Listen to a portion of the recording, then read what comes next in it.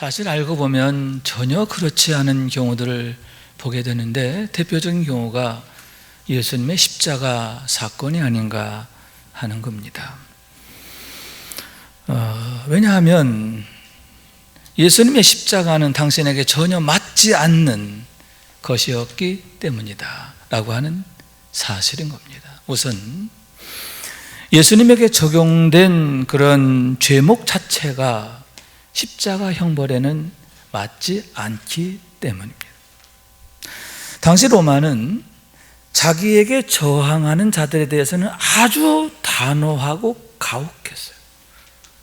그래서 독립운동이라든가 로마 황제에 대한 거역이라든가 이런 것에 대해서는 십자가형이라고 하는 공개 처형의 방법을 통해서 위협하고 또 아주 단호했음을 보는 거죠. 그러나 여러분, 예수님의 경우는 한 번도 로마 정부에 대하여 저항하시거나 또 황제에 대하여 거역, 그런 적이 없어요. 세금에 대한 문제에서도 가이사 것은 가이사에게, 또 빌라도의 재판의 때에도 내가 유대인의 왕이냐 물었을 때 예수님 뭐라고 그래요? 내 나라는 이 세상에 속한 게 아니다 말씀하시거든요.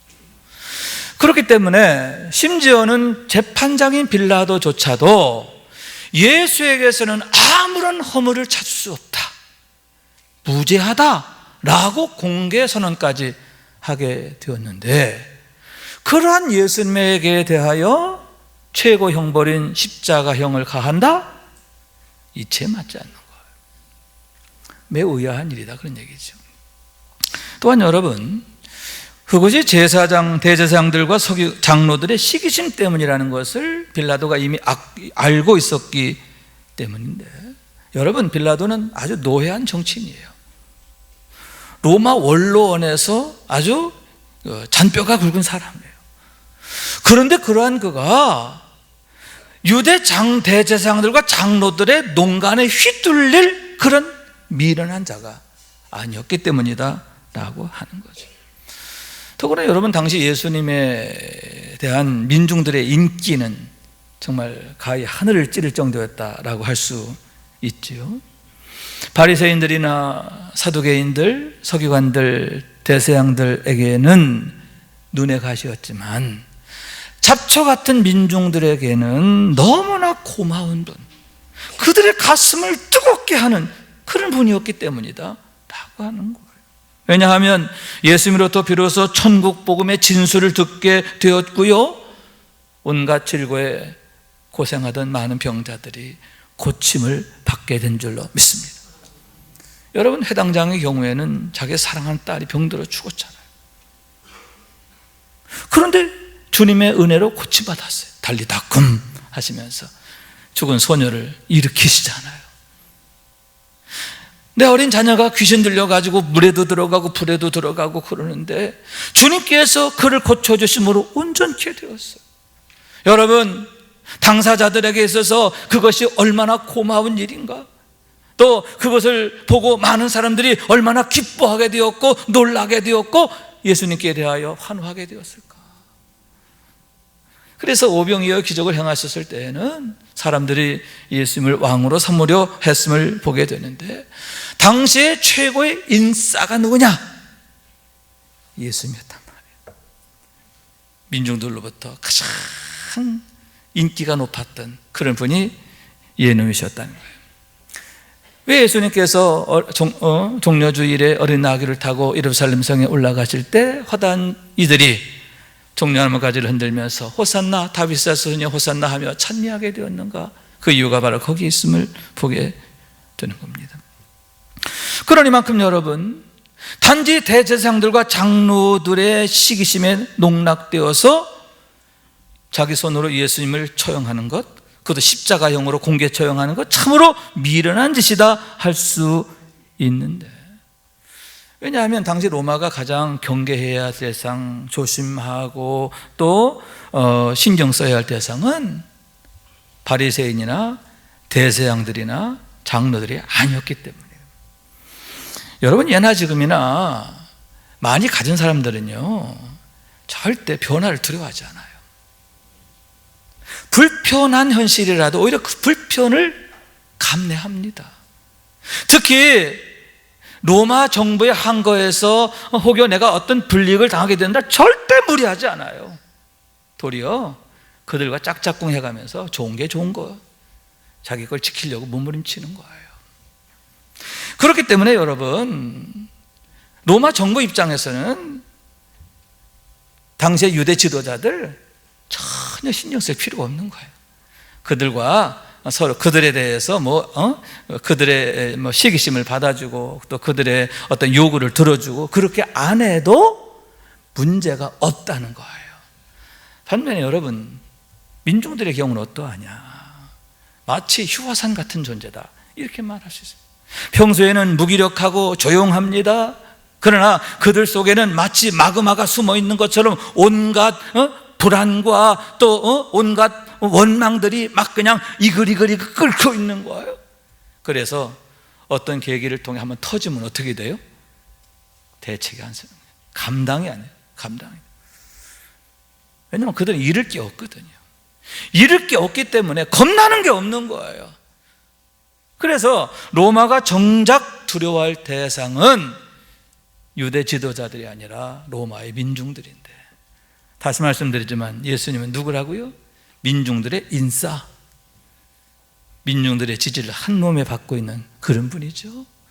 그런데 그런 분을 빌라도가 죄도 분명치 않은데 십자가에 처형한다? 정상적인 사람이라면, 정상적인 정치적 판단을 하는 사람이라면 그렇게 할 수 없는 일이다 라고 하는 얘기입니다. 반면에 여러분, 헤롯 왕 같은 경우는 예수님을 죽일 이유가 너무나 많았던 그런 자임을 보게 됩니다. 우선 예수님은 유대의 왕으로, 유대인의 왕이라 이렇게 사람들이 생각하게 됐잖아요. 예수가 누구냐? 나의 왕권을 위협할 유일한 대상이에요. 그렇기 때문에 여러분, 예수님을 얼마나 싫어하고 미워하고 두려워하게 되었는가. 정말 죽였으면 좋겠을 대상, 그게 예수님이었던 거예요. 그런데다가 그는 여러분, 세례 요한을 칼로 죽인 사람이에요. 하나님을 두려워하는 자가 아니에요. 그 안에 신앙심이 없어요. 악랄하고 큐활하고 포악한 자예요. 그런데다가 예수님께서 그에 대하여 너희는 가서 저 여우에게 이르라, 이렇게 공개적 망신을 주셨는데요, 예수님이 공개적으로 헤롯에 대하여 여우다, 그렇게 망신 줬단 말이에요. 얼마나 화가 났을까요? 얼마나 미웠을까요? 그렇기 때문에 정작 예수님을 죽일 이유가 있다면 빌라도가 아니라 누구예요? 헤롯이란 말이죠. 그리고 십자가형이 아니라 세례 요한처럼 칼로 죽일 일이다, 그런 말씀인데 왜 그처럼 헤롯에 의해서 칼로 죽임을 당하신 게 아니라 그처럼 빌라도에 의해서 십자가형을 당하시게 되었는가? 여러분, 하나님의 허락하심이 아니면 될 수가 없는 거잖아요. 주께서 말씀하십니다. 참새 2마리가 한 아사리온에 팔리지 않느냐? 그러나 너희 아버지께서 허락하지 아니하시면 그 하나도 땅에 떨어지지 아니하리라. 아멘. 여러분, 참새 1마리가 땅에 떨어지는 것도 하나님의 허락하심이 아니면 안 되는데, 하물며 예수님은 당신의 독생자가 아닙니까? 하나님의 독생자를 빌라도 따위가 감히 해할 수가 없는 거예요. 그럼에도 어떻게 그와 같은 일이 일어나게 되었는가 하는 얘기죠.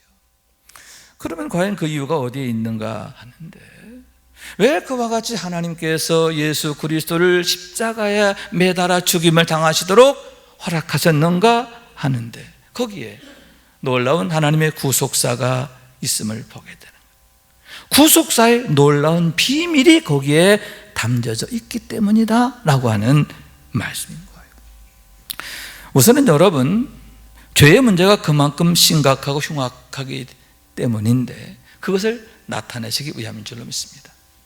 왜 하필 예수님께서 십자가에 돌아가시게 되었느냐? 만인의 대속자가 되시기 위함인데, 죄의 문제가 얼마나 치명적이고 심각한 것인가 하는 것을 보여주시기 위함이라는. 여러분, 예수님 이 땅에 오실 때에 좋은 선생으로 오신 게 아니에요.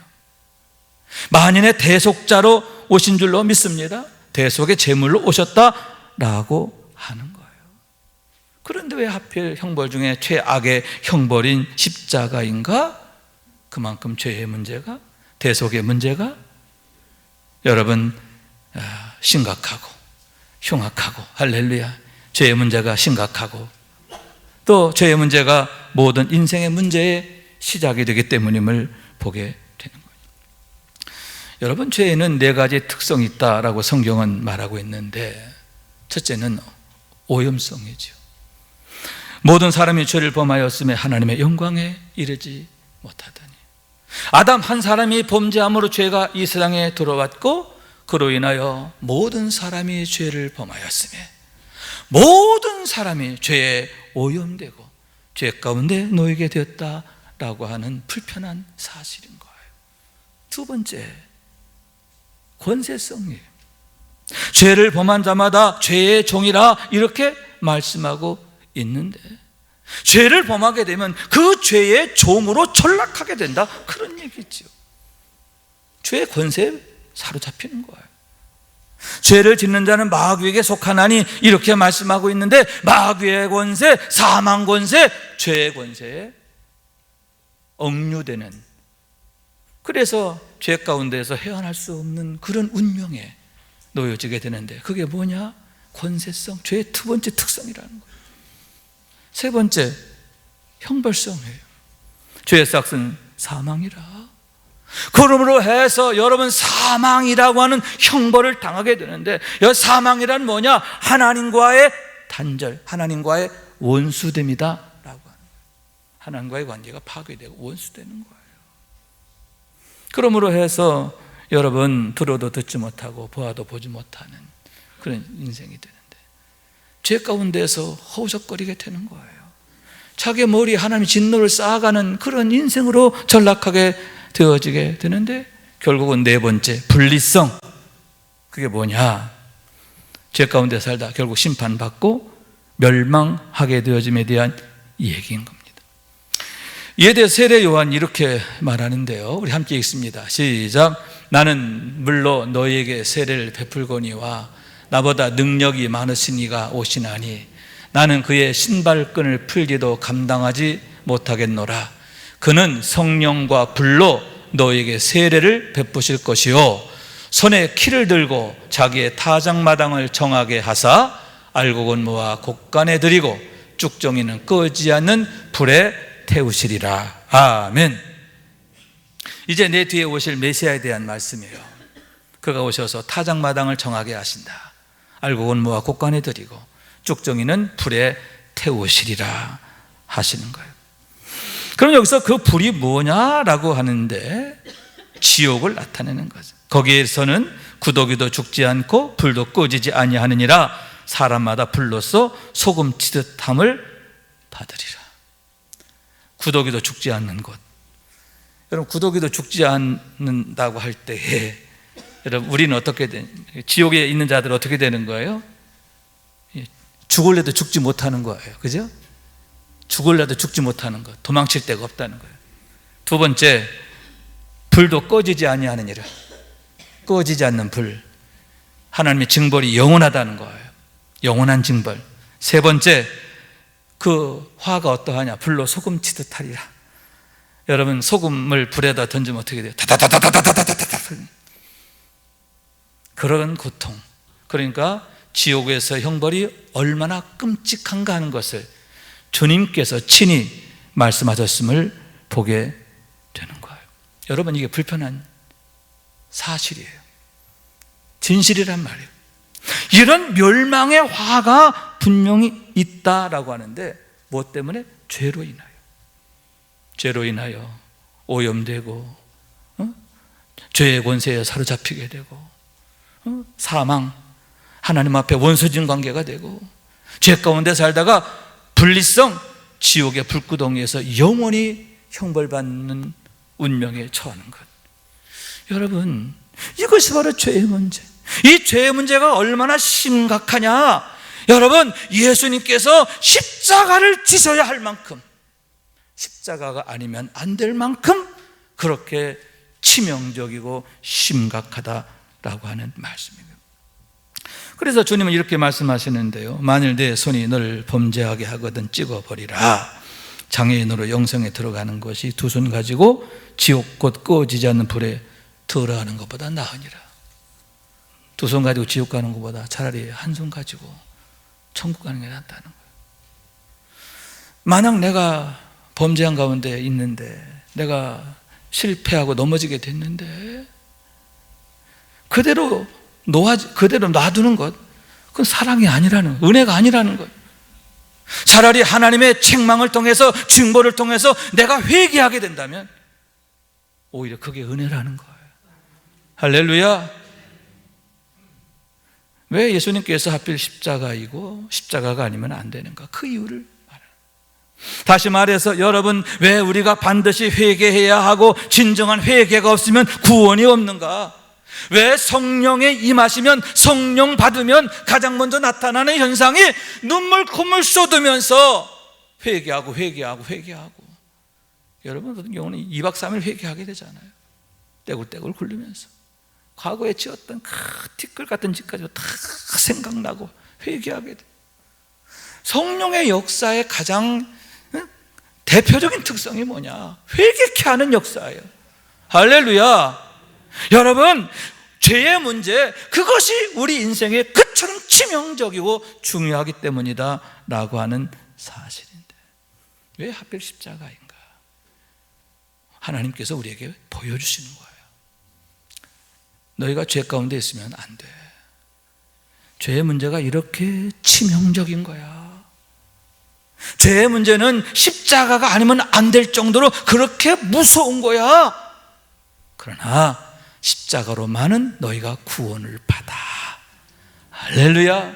그러므로 인해 너희가 구원을 받고 자유함을 얻고 하나님과 화목하게 된다라고 하는 약속인 줄로 믿습니다. 왜 예수님이 대속자로 오셔야 되느냐? 왜 예수님께서 굳이 하필 십자가에 셨는가? 거기에 놀라운 비밀이 있음을 보게 되는 겁니다. 또한 여러분, 하나님의 사랑이 그만큼 크시기 때문이다 라고 하는 사실인데, 왜 하나님께서 굳이 당신의 독생자에게 십자가를 지시게 하셨는가? 하나님의 사랑이 어디까지인가? 그것을 나타내시고 보여주시기 위함이다 라고 하는 말씀인 거예요. 저는 요나서의 말씀을 읽을 때마다 참 의아한 게, 왜 요나가 하나님의 말씀을 거스르게 되었을까 하는 거죠. 너는 니느웨로 가라 하셨는데 왜 그가, 선지자가 하나님의 명령을 거스리고 다시스로 가는 배를 타게 되었는가 하는 얘기입니다. 자, 결국은 여차저차해서 하나님의 강권하심에 의해서 니느웨로 가게 되죠. 여러분, 하나님이 하시는 일은 막을 수 없어요. 하나님은 반드시 당신의 일을 하시는 것을 믿으시기 바랍니다. 니느웨로 갔어요. 그래서 거기서 하나님의 말씀을 선포하게 되는데, 40일이 지나면 이 성이 무너지리라 하는 하나님의 경고의 말씀인 거예요. 다시 말해서 니느웨 성에 이제 곧 임하게 될 하나님의 심판에 대한 경고의 말씀이다 라고 하는 얘기죠. 자, 그랬을 때 여러분, 예기치 않은 상황이 일어나는데, 그게 뭐냐? 나는 내가 이렇게 징벌을 선포하고 경고의 말을 전하면 사람들이 돌로 치고 막 그럴 줄 알았는데, 거꾸로 왕으로부터 시작해서 모든 백성이 죄를 뒤집어 쓰고 회개하는 역사라는 거예요. 그 완악하고 강포한 자들이 눈물 콧물 쏟으면서 회개하는 역사가 온 성읍에 일어나게 되었고, 이에 하나님께서 당신의 뜻을 돌이키시게 됨을 보는 거예요. 40일 후에 이 성이 무너지리라 하셨는데, 그런 하나님의 진노를 어떻게 했다? 거두셨다라고 하는 거예요. 그러자 여러분, 요나가 하나님 앞에 원망하게 되는데, 성경에 보니까 요나가 성내어 매고 싫어하니. 요나서 4장 1절에 그렇게 돼요. 막 요나가 뿔딱지를 낸 거예요. 그리고 그걸 싫어했다는 거예요. 뭘 싫어한 거예요? 하나님께서 니느웨 성을 용서하신 것, 그 성을 긍휼히 여기신 것을 싫어했다는 거예요. 그래서 뿔딱지를 부리게 됐다라고 하는 얘기죠. 사실 그럴 만한 이유가 있다라고 생각해요. 왜냐하면 요나가 활동했던 시대는 여로보암 2세 때인데, 그때 북왕국 이스라엘과 이 아수르는 서로 아주 적대 관계였어요. 적대국이야. 그런데 여러분, 적대국의 수도, 적대국의 머리통, 그게 바로 니느웨잖아요.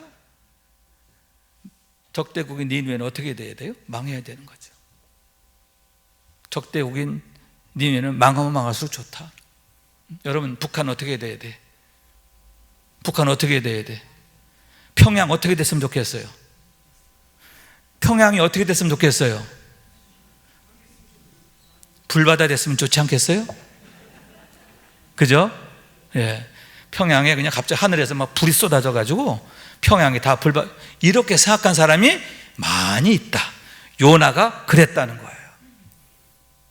왜냐하면 당시 아수르는 아주 포악한 민족이에요. 적대국이었을 뿐만 아니라 아주 포악하고 아주 악랄한 민족이에요. 그 나라는 다른 민족을 정복하게 되면 씨를 말려버려요. 역대 그처럼 아주 강폭한 자가 없어요. 그러니만큼 다른 나라는 몰라도, 다른 민족은 몰라도 저 나라 저 민족만은 벌받아야 돼, 망해야 돼. 그래서 하나님께서 어떻게 심판하시나 그걸 기다렸다는 거예요. 그런데 용서하시는 거예요. 요나가 원망하고 화를 내게 되었다, 그런 얘기죠. 그렇지만 여러분, 처음부터 요나를 그곳에 보내신 하나님의 목적이 그거잖아요. 하나님의 마음이 거기 있는 거예요. 니느웨 같은 자라 하더라도 하나님은 멸망시키기보다 구원하기를 원하시고, 그들 회개하고 주께 돌아오기를 너무나 간절히 원하시는 하나님의 마음이시란 말이에요. 하나님은 심판을 원하는 게 아니라 긍휼을 원하고, 할렐루야, 하나님은 멸망을 원하시는 게 아니라 용서하시기를 원하신다는 거예요. 그런 하나님의 마음을 요나가 몰랐기 때문에 그처럼 불순종하고 또 하나님 앞에서 화를 내기까지 했음을 보게 된다 하는 거죠. 그런데 여러분, 그런 요나의 마음이 때때로 우리에게 있죠. 하나님, 저 인간만큼은 용서하면 안 됩니다. 저 인간만큼은 벌을 받았으면 좋겠습니다. 하나님, 속이 시원합니다. 내가 싫어하는 자가 안 되는 걸 보면서 여러분 통쾌했던 적, 내가 속으로 좋아했던 것, 그런 적이 없는가?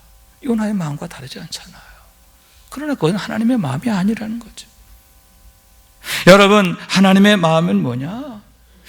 십자가를 지시기까지, 죄 가운데 있는, 저주 가운데 있는 자를 구원하시기 위하여 당신 스스로가 저주받는 자리까지도 기꺼이 내려가시는 하나님의 마음.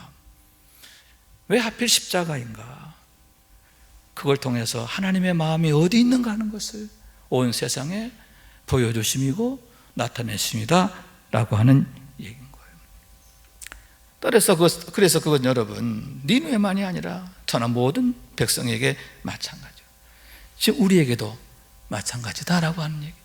그래서 여러분, 주님께서 십자가 위에 계실 때 강도 중 한 영이 예수여 당신의 나라에 임하실 때 나를 기억하소서 했을 때 주저하지 않고 주님 말씀하십니다. 내가 진실로 진실로 내게 이르노니, 내가 진실로 진실로 내게 이르노니 오늘 내가 나와 함께 낙원에 있으리라. 십자가 위에서까지도 한 영혼이 회개하고 돌아올 때 그걸 그렇게 기뻐하시는 주님의 모습을 보게 된다라고 하는 얘기인 거죠. 그렇기 때문에 여러분, 오늘 본문의 말씀인데요, 그런즉 이 일에 대하여 우리가 무슨 말하리요? 만일 하나님이 우리를 위하시면 누가 우리를 대적하리요? 믿음으로 모든 상황에 대하여 담대하고 감사하게 되는데 왜냐? 십자가에 담겨있는 복음의 비밀, 할렐루야, 그걸 우리가 알게 되기 때문이다 라고 하는 말씀인 거예요. 그래서 32절 말씀인데요, 자기 아들 아끼지 아니하시고 우리 모든 사람을 위하여 내주시니까 어찌 그 아들과 함께 모든 것을 우리에게 주시지 않겠느냐. 우리에게 모든 것을 주시기 기뻐하시는 하나님이신 줄로 믿습니다. 그러나 이 모든 일에 우리를 사랑하신 이로 말미암아 우리가 넉넉히 이기느니라. 우리로 하여금 이김의 삶을 살게 하시는 하나님이신 줄로 믿습니다.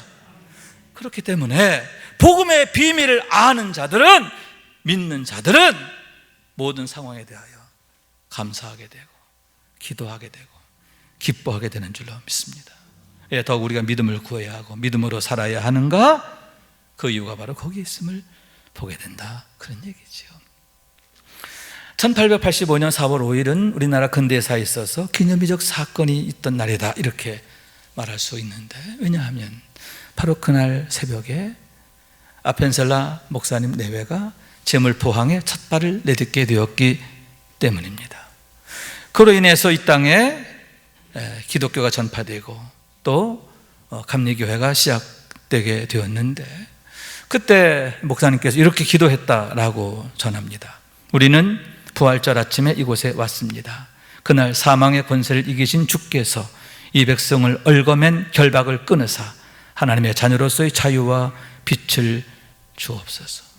참으로 비장함을 엿보게 되는데, 그 땅에 어떤 마음을 가지고 오셨는가 하는 것을 보여주게 되는 거죠.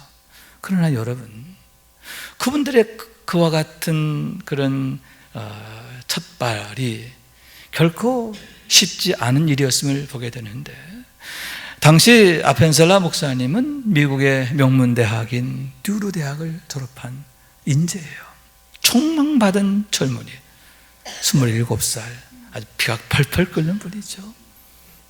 그런데다가 여러분, 갓 결혼한 상황이었는데 뱃속에 아기가 있는 거예요. 임신 초기의 상황이었다, 그런 얘기죠. 여러분, 양가 부모들이 그런 아펜셀라 목사님 내외를 얼마나 자랑스러워하시고 그들을 위해서 얼마나 정말 기도하셨을까 생각하게 됐는데, 부모의 자랑, 교회의 자랑, 할렐루야, 그런 가정이었다는 거예요. 그러나 여러분, 당시 조선의 상황은 어떠했습니까? 너무 험악했죠. 어둠 그 자체였어요. 거의 80여 년 동안 천주교의 그 아주 악독한 박해가 있었는데, 그 박해가 끝난 지 얼마 되지 않아요. 그러니만큼 서구에서 조선을 볼 때는 여러분, 정말 사람 잡아먹는 그런 나라죠. 그죠? 야만도 그런 야만이 없는 거예요. 가면 죽는 곳, 그게 조선이었단 말이죠. 그럼에도 어떻게 그 젊은 목사님 내외가, 더구나 뱃속에 아기가 있는데 태평양을 건너서, 배를 타고 태평양을 건너, 현해탄을 건너 거의 2달여 동안의 그런 여정을 하면서 이 땅에 오시게 됐는가?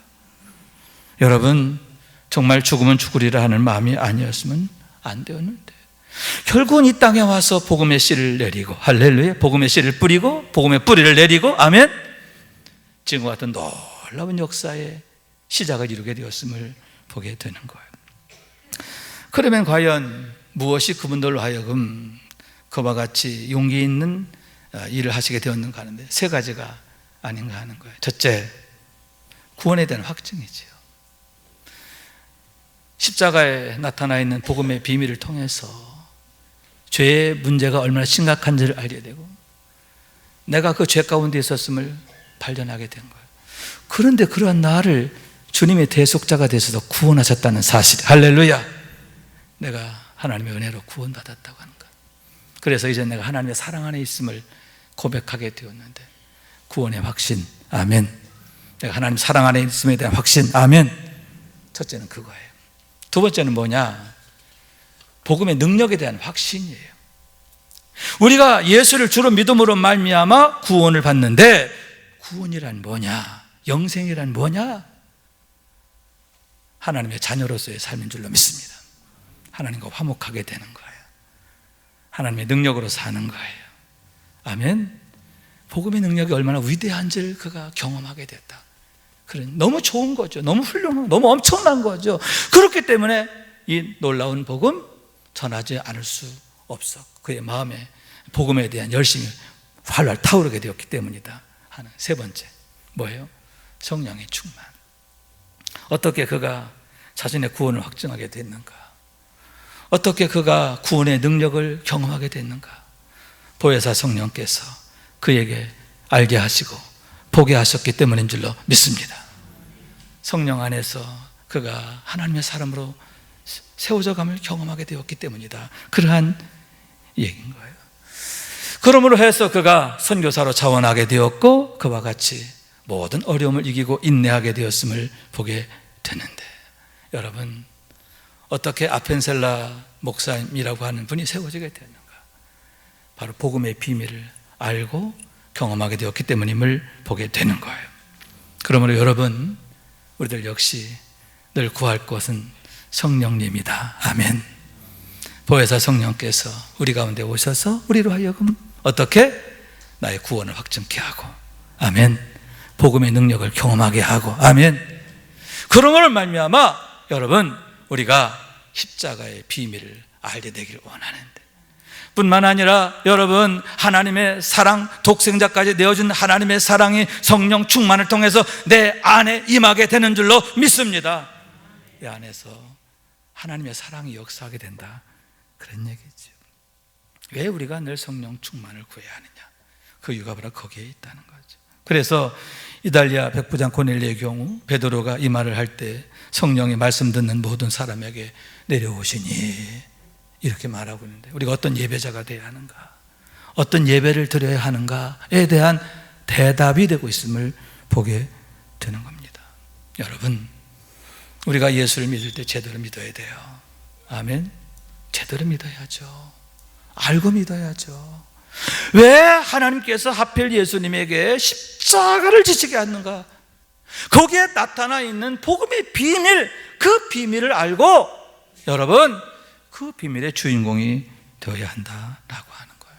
그래서 여러분, 주님의 십자가를 감사하는 것에 그치지 않고 이제는 자기 십자가를 지고 주님을 따르게 되길 원하는데, 베드로처럼, 바울처럼, 스데반처럼, 또 아펜셀라 목사님 네 분처럼 자기 십자가를 사랑하고 당당히 세상으로 나가게 되기를 원하는 거예요. 주님의 말씀입니다. 나로 말미암아 너희를 욕하고 박해하고 거짓으로 너희를 거슬려 모든 악한 말을 할 때는 너에게 복이 있나니. 돈 많은 게 복이 아니에요.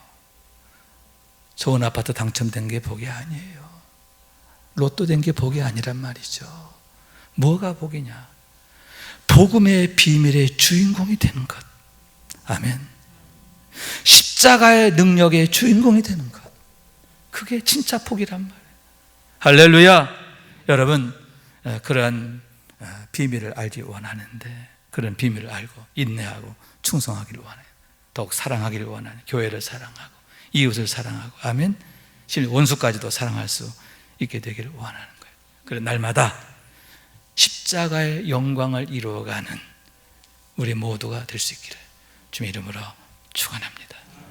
따라해요. 십자가의 영광을 이루는 삶이 되자, 주인공이 되자. 아멘, 아멘. 기도하는 마음으로 찬양합니다. 주와 함께라면, 주와 함께라면 가난해도 좋아, 참된 부요함이 내 맘에 가득하니까 때로는 날 유혹하려고 세상 바람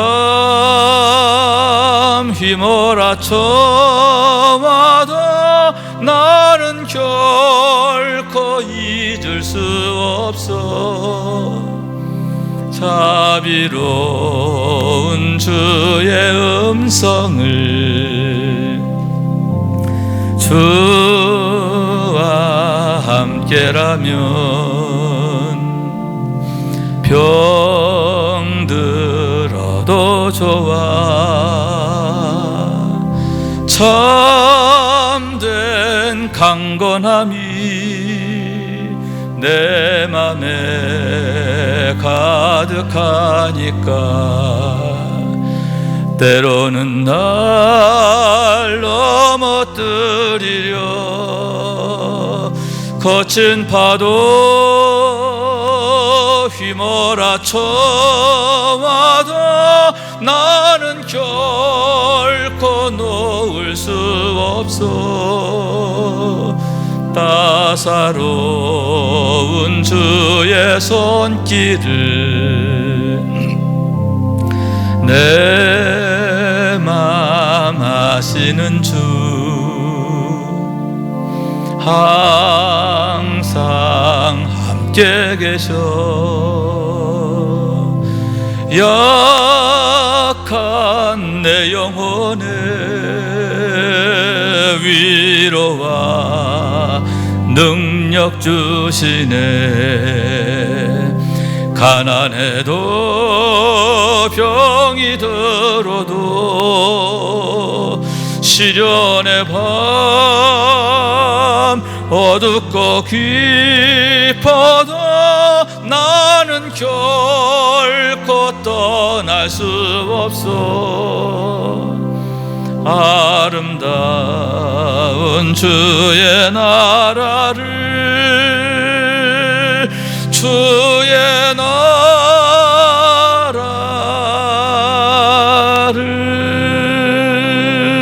나라를 아멘 아멘.